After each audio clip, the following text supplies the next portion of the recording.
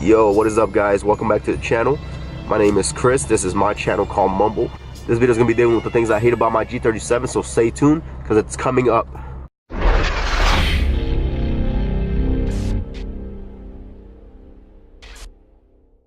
I like this car a lot, but there's no such thing as a perfect car. This car has been amazing so far, but there are a couple things that I hate about this car.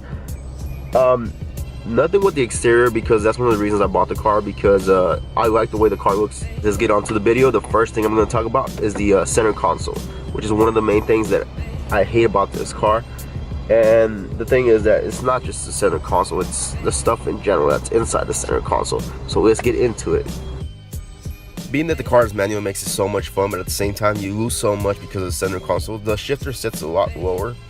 One of the things I hate about the shifter in general is that it shakes way too much.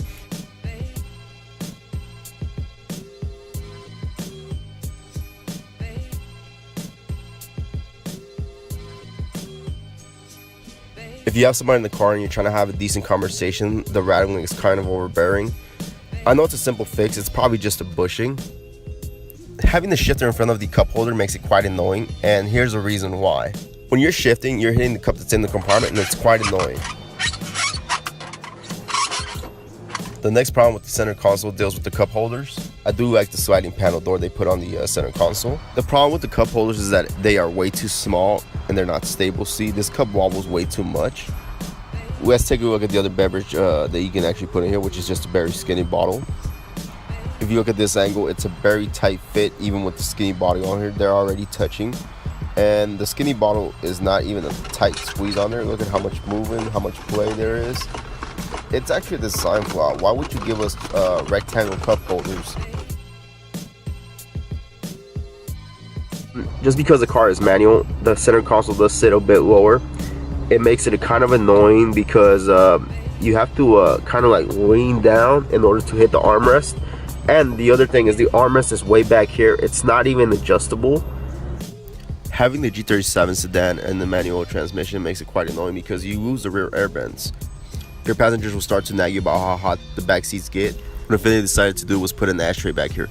Another set of cup holders would have been much more useful than this, but at the same time, as we saw before, Infiniti doesn't design the best cup holders, so that would have also been a fail. I'm not sure if the G37 coupes with a manual transmission have the same thing.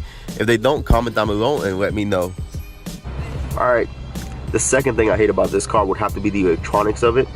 It's a 2011 car, and for it to have too many glitches as far as the tachometer little screen and also the navigation screen over here. Let's get started with the second problem. The little display screen on the tachometer and the one on the dashboard is supposed to interact with each other. They do just fine, but there's a couple kinks in there where they do not interact with each other. The one that I found was when you try to go over here and do the maintenance.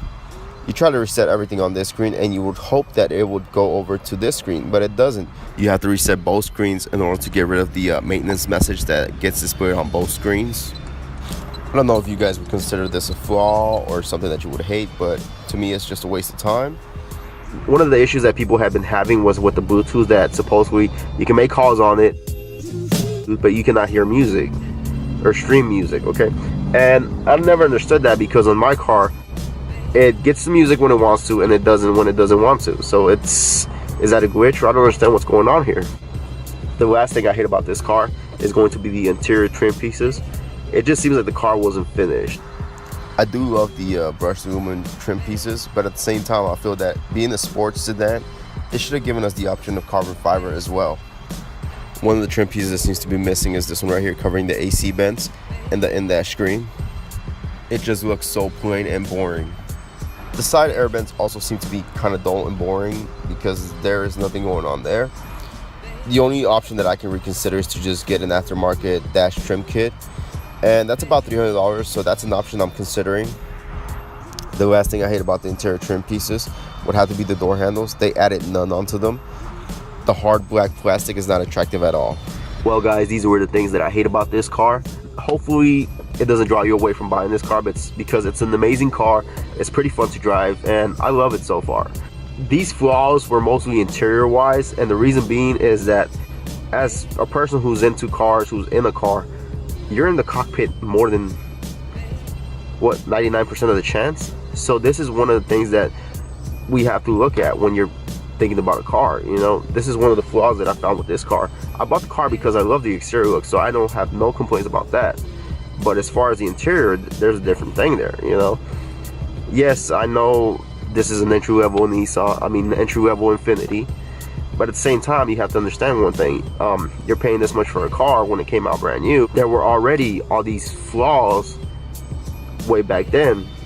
With that being said, guys, I hope you guys enjoyed this video. Remember, click like, subscribe, comment down below. Let me know about the things that you hate about your G. And I'll catch you guys on the next one, alright? I'ma blow up. Yeah.